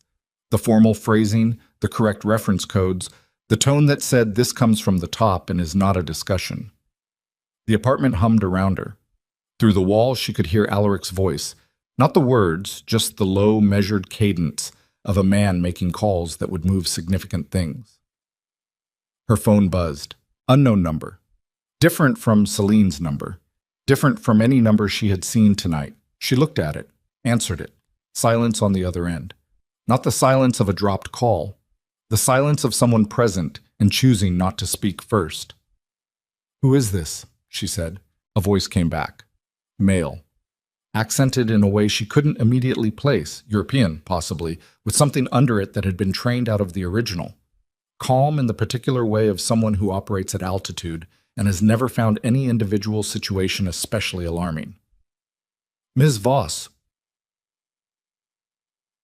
the voice said. "Or do you prefer Valenti? I understand the situation has become somewhat ambiguous." She sat very still. "We haven't been introduced," the voice said. "But I believe you've been looking for me, Luxembourg Holding Group. Multiple shell layers, 18 months of infrastructure, of which Daniel Voss was only the most visible thread." Yes. A pause. "I'm not calling to threaten you. I'm calling because you've impressed me, and I find it more productive to speak directly to impressive people than to continue routing around them." Another pause. "There is a version of tomorrow morning that doesn't end in conflict. I'd like to discuss it. Mara looked across the room. Nico was watching her. She held up one hand. "Wait," and turned slightly away and said into the phone, "Then discuss it." "Not over the phone," the voice said. "In person. Tonight. There is a location I'll send to this number in 5 minutes. Come alone or don't come. I'll know either way. And if I don't come, then tomorrow at 10 o'clock, the person I have positioned in that room will do what they were positioned to do. And both your father's organization and your husband's will spend the next 12 months destroying each other, and I will walk into the corridor that creates and build the thing I have been building for 4 years, and everyone in that meeting will have served their purpose." The voice was not cruel. It was simply factual, the way physics is factual. "But I think you'll come, Ms. Voss, because you are the only person in this situation who understands the full board. And people who understand the full board don't sit out the final move." The call ended. Mara lowered the phone. Her pulse was very loud in her own ears. She turned around. Nico was still watching her. He had read something in her face because he was, whatever else he was, a man who had spent his whole life reading rooms, and her face right now was a room with a lot happening in it. "What is it?" he said. She looked at him, then at the closed door behind which her father was making calls, then at Cade, who had stopped moving. The person behind the consortium just called me, she said. The air in the room changed. They want a meeting, she said. Tonight, alone. Nico came off the wall he had been leaning against. Absolutely not. They have someone positioned at tomorrow's meeting who will start a war if I don't go. Then we find out who it is and pull them out before... We have 9 hours, she said. We don't have the name. We don't have the location. We don't have the documentation trail yet. Cade needs time to pull the logs. Alaric needs time to work the financial thread. And none of that is certain. She looked at Nico steadily. This is certain. He called me because I got close enough to make him move. That's leverage. If you go alone to a meeting with the man who has been running a play to start a war, Mara, I know. You're pregnant. I know that too. Then you understand why I'm telling you that you are not walking into a room alone with... I understand why you're saying it. She held his eyes and did not give ground. And I need you to understand something back. This is not your call. This has not been your call since last night when you chose not to listen to me, and it is not your call now. I am Alaric Voss's daughter. I have been navigating rooms with dangerous men in them since before I knew that was what I was doing. And if there is a chance, one chance, to get a name and a location and stop tomorrow from happening, I am not going to sit in a safe room while it passes. Nico stood 6 feet away from her and breathed. She could see him fighting it, the instinct, the ego, the 15 years of being the one who walked into rooms so that no one else had to. She could see him fighting it, and she could see the moment he stopped fighting it, not because he agreed, but because he understood that she was right, and that understanding it was the only thing he had left to offer her. Then I'm outside the building, he said. Cade's inside. We have eyes on every exit. The moment anything changes, I walk out, she said. I'm not a martyr. I'm a strategist. His jaw worked. There's a difference? Tonight there is. Her phone buzzed. An address, east side of the city, a building she didn't recognize. She looked at the time. She had 4 hours until the meeting. She stood up, smoothed her coat, picked up the folder, and walked to her father's door. She knocked twice. The knock they had used since she was 12, the one that meant, I need to speak to you, and it's not a request, and pushed it open. Alaric looked up from his desk. Change of plan, she said. I need everything you have on the Luxembourg Consortium in the next 2 hours, and I need you to trust me with something I cannot fully explain yet. Alaric set his phone down. He looked at her with those flat gray eyes that she had spent her whole life trying to escape inheriting, and for the first time she could remember, she looked back at them without flinching and recognized them as her own. That was all she had time to understand before the night swallowed everything else. The building on the east side had no sign. It was 4 stories of poured concrete set back from the street behind a chain-link perimeter that looked abandoned but wasn't. Mara clocked the cameras before the cab had fully stopped, small and well-mounted, covering every angle of the approach. Someone had put real money into looking like they hadn't put money into anything. The neighborhood was light industrial, the kind of block that existed in every American city in the gap between what used to be there and what hadn't been built yet. Empty lots, a closed auto body shop, a warehouse with its loading doors painted shut. She paid the driver and got out. She stood on the sidewalk for 3 seconds and did not look at the dark sedan parked half a block east where Nico and Cade were sitting, because looking at it would tell the cameras where to look. Then she walked to the door. It opened before she reached it. The man inside was not the voice from the phone. He was hired geometry, large, quiet, positioned to communicate that the person who employed him had resources and used them without drama. He gestured for her coat. She shook her head. He didn't push. He led her through a ground floor that was empty and clean in the way of a space that has been recently cleared for a specific purpose, up a staircase to the 2nd floor, down a corridor with temporary lighting installed in the ceiling, the kind that runs on a standalone system, no building grid, and through a door at the end.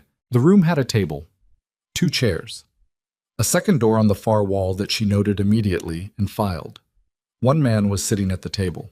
He was older than she had expected from the voice, mid-60s maybe, with Northern European coloring and a face that had the particular weathering of someone who had spent decades in rooms like this one.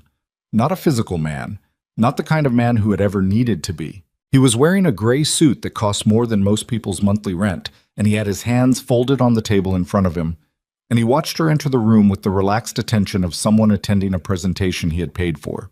"Ms. Voss," he said, "you came alone." "I came as requested," she said. She sat down across from him. She did not put the folder on the table. She kept it on her lap, one hand flat on top of it. She did not take off her coat. She let him read both of those choices and watched him do it. "My name is Peter Vial," he said. "I won't pretend that's the only name I use, but it's the one that's real."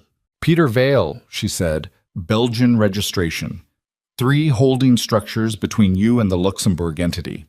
Investment in Eastern Corridor property development going back 11 years. Something moved in his expression. Appreciation, maybe. The specific appreciation of someone who has prepared for a negotiation and arrived to find the other party has also prepared. "You've been busy," he said. "My father has been busy. I've been reading." 2 hours of Alaric's files spread across the table in the 47th floor apartment, while Nico sat in the adjacent room and Cade worked the communication logs, and Alaric made calls in the language of a man dismantling something with great precision. 2 hours in which the shape of Peter Vial's operation had come clear. Not completely, never completely with a structure this layered, but enough. Enough to know that he was not a criminal, not exactly. He was an accumulator. He found corridors where 2 existing powers were in tension, and he waited for the tension to become conflict, and then he walked into the vacuum. He had done it in 3 other cities. Las Vegas was the 4th. "You want the Eastern Corridor," she said. "Not all of it. The development rights along the port infrastructure, Newark, Baltimore, the secondary terminals. My father's family has held the operational relationships there for 30 years. You can't buy them. You can't outcompete them, so you needed them gone." Vale was quiet. "Daniel Voss gave you the intelligence," she said. "Celine Cruz fractured the Valenti-Voss proximity before an alliance could form. The meeting tomorrow was designed to spark a conflict that would tie both organizations up in war while you moved on the port relationships." She held his eyes. 11 years of planning, 4 cities. You're very patient." "Patience is underrated," Vale said. "So is loyalty." She set the folder on the table. "You underestimated what Alaric Voss built because you were looking at the structure and not the people inside it. You found the weak point, Daniel, and you used it, but you didn't account for what the family looked like when it didn't have a weak point." Vale looked at the folder, did not reach for it. "What is it you want, Ms. Voss?" he said.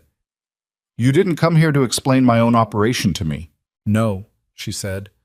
"I came here to offer you a way out of it." He waited. "Cancel your asset at tomorrow's meeting," she said.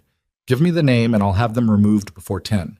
In exchange, I will personally ensure that the Voss family does not pursue criminal referrals on the Daniel Voss intelligence operation. You walked a very careful line for 18 months. You probably feel confident about your legal exposure. I want you to feel less confident about it. And if I decline, then my father spends whatever it costs to put your name in the hands of every port authority relationship on the eastern seaboard, and you spend the next 5 years watching the corridor close in front of you one terminal at a time." She kept her voice level. "The development rights you've been positioning for will still exist, but every door that currently opens will stop opening. And in that business, Peter, the doors are the business."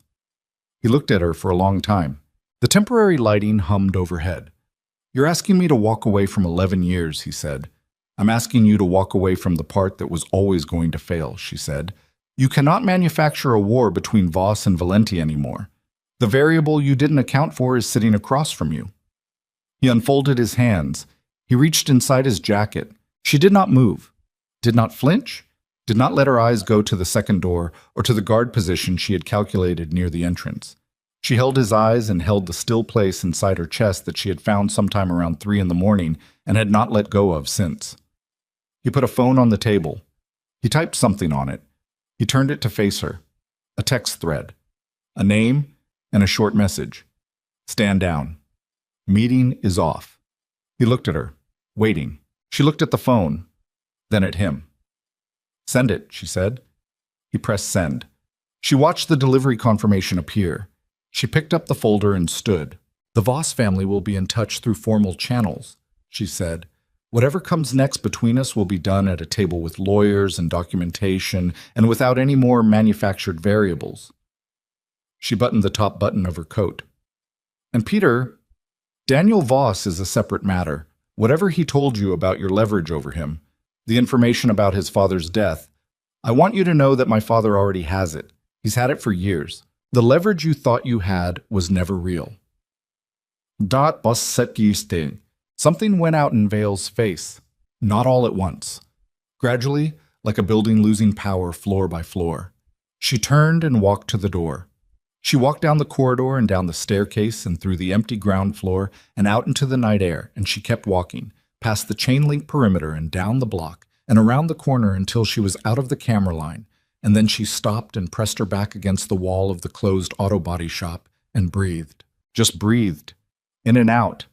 The air tasted like rain residue and exhaust, and the particular mineral smell of the desert city at night, and she stood in it and felt her legs shake for exactly 10 seconds, and then she straightened up and pushed off the wall. The dark sedan pulled up. The door opened. She got in. Nico was in the back seat.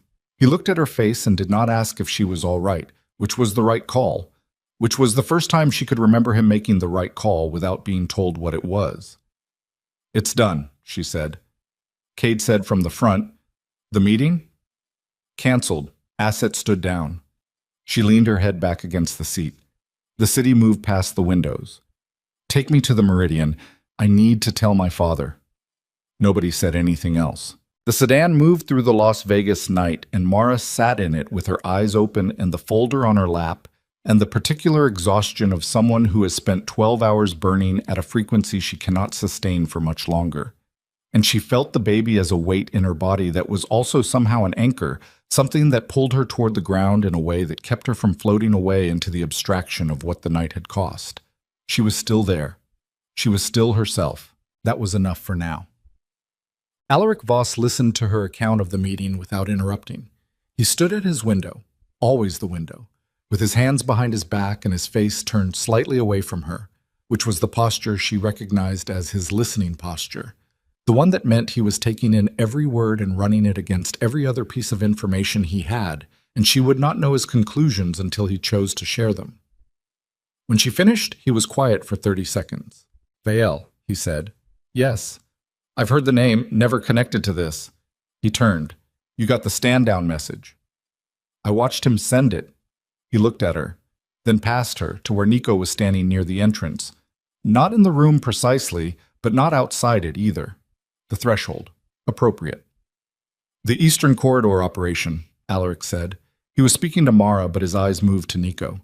"It pulls back from the Newark and Baltimore adjacencies. That's non-negotiable." "I understand," Nico said. "I'm not asking if you understand. I'm telling you the condition. And I'm accepting it." Alaric looked at him for 3 full seconds. The kind of look that is not hostile and is not warm and is doing something more precise than either. Measuring, calibrating, running the man in front of him against the category of men he had spent his life dealing with. "You cost me an asset," Alaric said. "Daniel was already gone," Nico said. "He made that choice before I showed up. The encroachment on my territory accelerated the conditions that made him useful to Vael." "Yes." Nico held the eye contact. "That's true." Alaric looked at Mara. She looked back at him. Something passed between them that had no language. Only the specific weight of a father and daughter who have arrived, by different and difficult routes, at the same room, on the same side for the first time. He looked back at Nico. "The child," he said. "Yes," Nico said. "That child carries this family's name." "I know. Do you understand what that means? Not abstractly, specifically." Alaric moved away from the window, crossed toward Nico with the slow precision of a man who has chosen to close a distance and wants the closing to be legible. "It means that everything I have built, everything that child will inherit, is only as strong as the integrity of the people around her. I have spent 60 years removing people who did not have the integrity the structure required." He stopped 3 feet from Nico. "I am not a forgiving man." "But, mate." "Momon." "I'm not asking for forgiveness," Nico said. "I'm asking for the chance to be useful." Alaric studied him. "Go home," he said finally.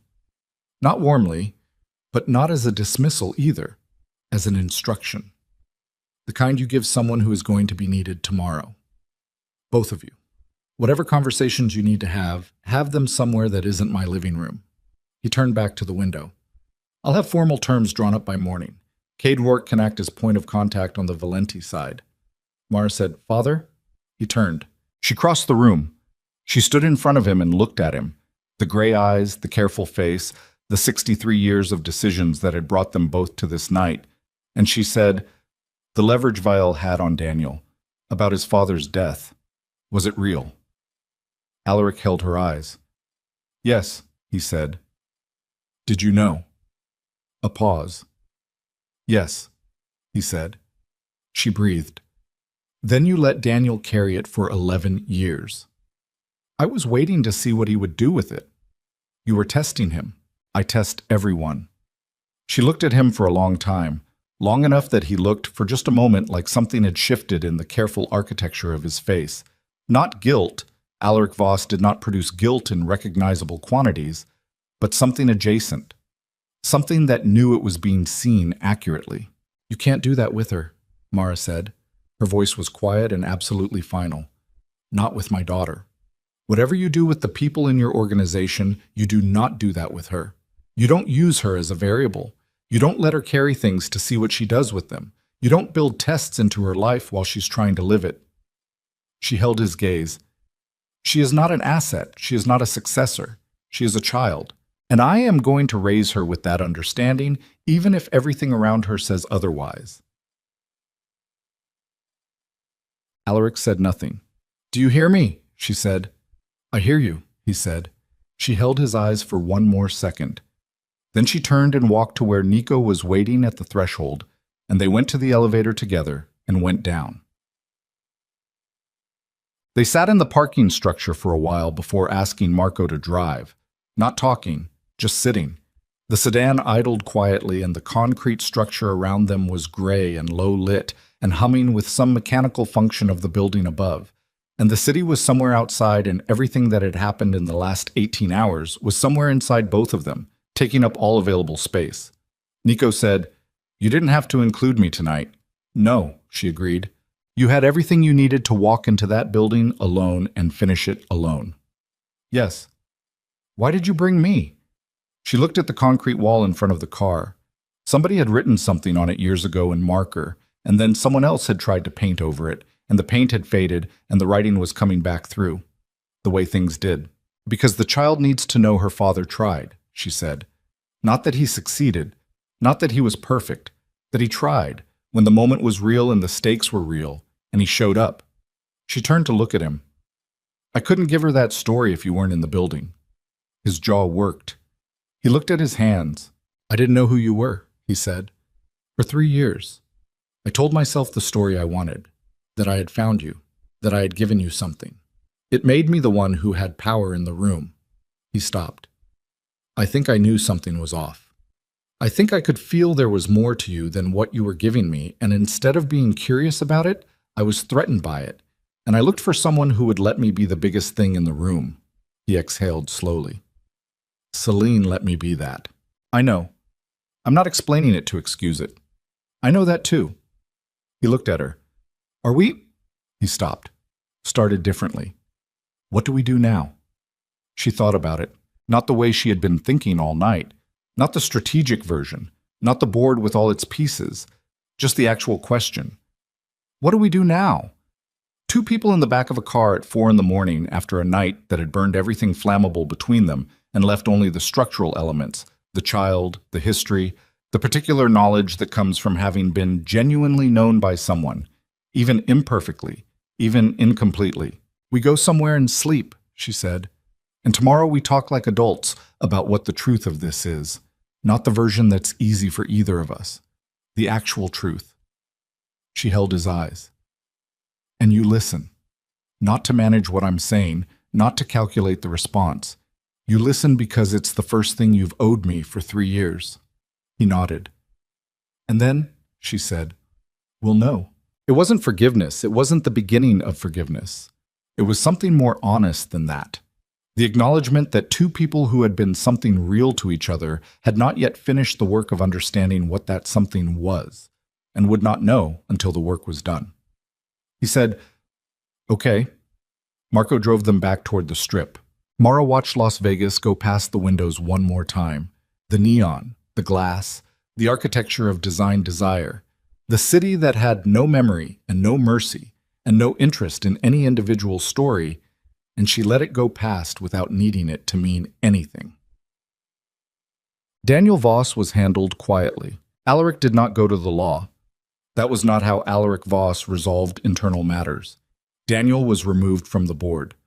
The secondary investigation into his father's death, which Alaric had apparently been holding like a card for 11 years, was opened formally and internally, and its findings were shared with the appropriate remaining family members.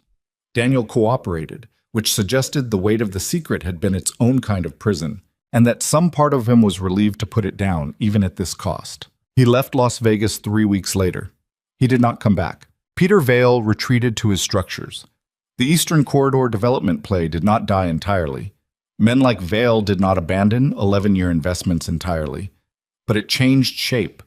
He found a different approach, through different channels, without the manufactured conflict as its engine. Mara monitored it from a distance through the first year, and then, when the intelligence confirmed he had genuinely redirected, she stopped monitoring it. There were better things to pay attention to. Butsy. Celine Cruz left Las Vegas in the same week Daniel did. She did not contact Mara again. Mara did not look for her. What Celine had done was what Celine had done. The betrayal, and then the correction, the damage, and then the information that partially undid the damage. People were rarely entirely one thing. Mara had learned that early, and her life had repeatedly confirmed it. She filed Celine Cruz in the category of complicated debts, not owed, not forgiven, simply acknowledged and set aside. Nico pulled the Eastern Corridor operation back to its pre-expansion footprint. He did it without being asked a second time, which was the only thing Alaric Voss subsequently said about it. Not that it was adequate, not that he was impressed, just he did it without being asked a second time. Which, from Alaric, was the equivalent of an extended standing ovation. The formal agreement between the two organizations was signed 6 weeks after the night of the storm. It was not an alliance in the way Mara had once imagined, not the sweeping unified structure that could have been built if things had gone differently in the beginning. It was more precise than that. Specific corridors, specific non-compete arrangements, specific protocols for communication when their territories came close to touching. It was enough. Enough meant more than she had expected it to. The conversations she had promised Nico were harder than either of them made them look. There were 3 of them, spread over 2 weeks, in a neutral apartment she rented for exactly that purpose. Not the penthouse, not anywhere that belonged to either of their histories. A clean room with natural light and bad coffee, and no furniture that carried the weight of any previous version of them. She told him everything. The full account, her mother, Philadelphia, the day Alaric arrived at the door, the years of navigation between a hidden identity and a life that felt genuinely her own, the choice she had made to keep the Voss name out of their marriage until she was sure the marriage was real. He listened. He asked questions that were the right questions. Not challenges, not defenses, just the questions of someone trying to understand the actual geography of someone else's experience. She asked him questions too. Some of them he answered easily. Some of them took him a long time. One of them he couldn't answer at all, which she respected more than if he had manufactured an answer. At the end of the 3rd conversation, she said, "I don't know if this becomes something again. I want you to understand that. I'm not working toward a conclusion. I'm working toward knowing what's actually true." He said, "I know. You can't rush it. I know that too. And if what's actually true turns out to be that we're better parents than we are partners, then that's what it is," he said, "and I'll live with it." She looked at him across the bad coffee and the clean room. "You've changed," she said. "People do," he said, "when the thing they've been avoiding catches up with them." "Not always." "No," he said. "Not always." Her daughter was born on a Tuesday in March, in a hospital in New York City where Mara had moved 4 months before the birth, to separate the child's beginning from the city where everything had nearly ended. She had dark hair from the moment she arrived. Dark hair and a focused, serious expression that the nurses said was just the look of newborns, but that Mara recognized with a feeling that was equal parts warmth and terror as something inherited, something she had spent 30 years looking at in mirrors and in her father's face. Nico was there.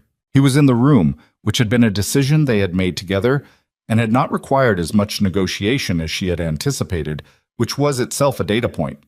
He stood back when she needed him to, and came forward when she needed him to, and when the baby was placed in his arms for the first time, he looked down at her with an expression that Mara did not have the right word for. Not joy exactly, though there was that in it. Something larger than joy. Something that looked like a man understanding, for the first time, the actual scale of what he had almost walked away from. He held her for a long time. When he passed her back, his hands were shaking. Not the way they shake from fear. The other way. They named her Elena. Not after anyone. Just a name that was only hers, with no history attached to it, no dynasty and no debt, and no one else's story built into it. Just a name that meant she had started from herself. Alaric came to New York 3 weeks after the birth. He stood in the doorway of Mara's apartment and looked at the baby in the way men like Alaric look at things they have not calculated for, with something that was slightly too large for the face it was trying to cross. He reached out one hand and let Elena's fingers close around his index finger with the automatic grip that newborns have, the grip that understands only the basic terms of the world. Something is here. Hold it. He stood like that for a while. She has your eyes, he said. I know, Mara said. Your mother's mouth. She looked at him. He had not mentioned her mother in years.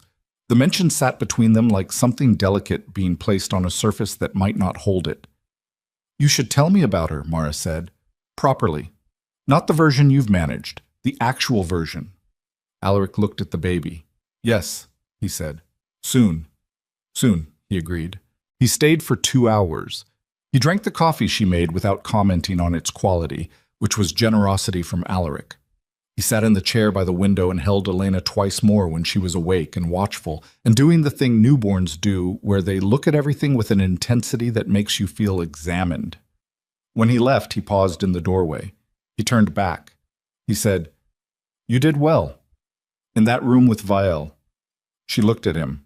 You did better than I would have, he said. At your age. He left. She stood in the quiet apartment with her daughter in her arms and the sound of New York outside the windows. The city's permanent indifferent roar, so different from Las Vegas, no neon in it, just density and motion and 8 million individual stories happening simultaneously in all directions. And she felt the weight of the baby, the specific warm animal weight of a person who was entirely new to the world and was trusting the people holding her to know what to do with it. She did not know everything. She was clear-eyed enough to know that. She did not know what she and Nico would become over the next year, the next decade. She did not know whether the agreement between the organizations would hold at every point of pressure. She did not know what Elena would make of the world she had been born into, or what she would need in order to survive it well. But she knew the war had not happened. She knew the room in Las Vegas where she had counted to 11 while her marriage ended had not been the end of anything, only a pressure point. A place where the hidden structure of everything had been forced to the surface. She knew that she had walked into a room alone with a dangerous man and walked back out with what she needed and had not needed to be rescued. She knew that she had stood in front of her father and said the things she had needed to say to him her entire life, and the world had not collapsed. She stood at the window with Elena in her arms and the city going about its enormous ordinary business below. And she thought about a woman standing at a different window 18 months ago, counting to 11, holding a secret that could end wars, waiting for a man who wasn't listening. That woman had survived, more than survived. She had walked through the storm that was meant to drown her and come out the other side holding the thing she had been protecting all along. Not the name, not the dynasty, not the marriage or the alliance or the empire. Just this, just a child with dark hair and new eyes. Looking at everything, not afraid of any of it yet. Mara held her daughter and let the city roar past the glass and breathed the quiet in the room and thought, this is what you build when you stop hiding. Not safety, not certainty, just the true shape of your own life. Finally visible. Finally yours.